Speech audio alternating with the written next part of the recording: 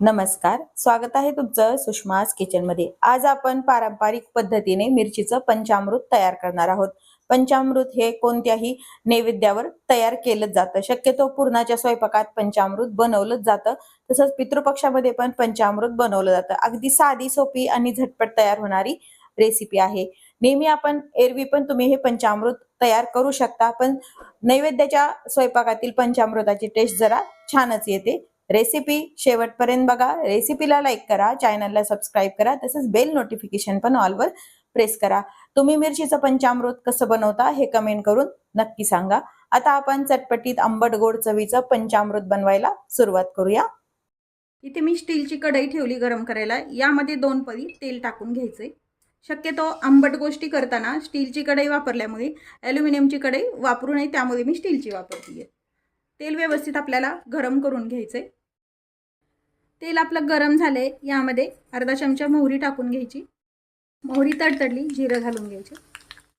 कढीपत्त्याची पाने कट करून टाकायचे। हिरव्या मिरच्या 10 ते 12 हिरव्या मिरच्या मी कट करून घेतल्या। ह्या मीडियम तिखट मिरच्या आहेत, जास्त तिखट मिरच्या मी वापरलेल्या नाहीत। तेलावरती मिरच्या छान परतून घेऊया। मिरच्या थोड्याशा परतल्यानंतर थोडासा अर्धा चमचा हिंग टाकून घ्या। तडक्यामध्ये हिंग टाकलं तर एखाद्यास करपल्या जातं, म्हणून मी असं मिरचीवरनं टाकते। मिरच्या आपल्या परतून झाल्यात ह्या व्यवस्थित।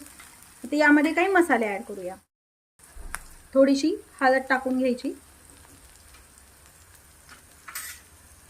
गोडा मसाला आवश्यकतेनुसार, लाल तिखट गरजेनुसार। मिरची ही कमी तिखट वापरल्यामुळे मी तिखट थोडं जास्त वापरते। मिरची जर जास्त तिखट असेल तर तिखट नाही वापरलं तरी चालतं। सुक्या खोबऱ्याचा खीस टाकून घ्यायचा आहे। शेंगदाण्याचं, भाजलेले शेंगदाण्याचं 1-2 चमचे कूट टाकून घ्यायचे।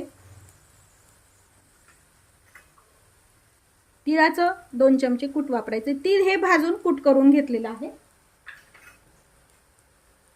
धना पावडर 1 चमचाभर, थोडीशी कोथिंबीर टाकून घ्यायची आणि हे थोडंसं आपल्याला परतून घ्यायचंय मसाल्यासोबत। आता हे परतून झालंय, यामध्ये चिंचेचा कोळ टाकून घ्यायचा। एक छोट्या वाटीभर मी चिंच कोळ घेतलेला आहे। जेवढी चिंच तेवढाच गूळ वापरायचा यामध्ये। चवीपुरतं मीठ टाकून घ्यायचे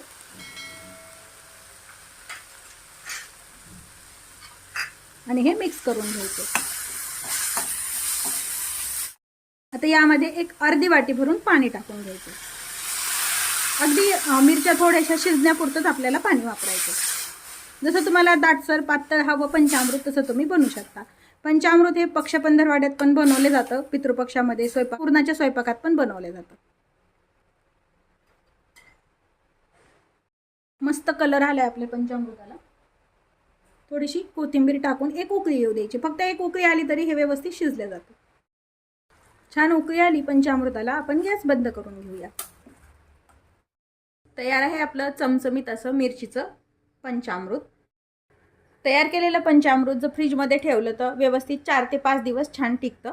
रेसिपी नक्की करून पहा। रेसिपीला लाईक करा, चॅनलला सबस्क्राईब करा, तसंच बेल नोटिफिकेशन पण ऑलवर प्रेस करा। अशा चमचमीत आणि झणझणीत रेसिपीसोबत पुन्हा भेटूया। तोपर्यंत बाय बाय। व्हिडिओ पाहिल्याबद्दल खूप धन्यवाद।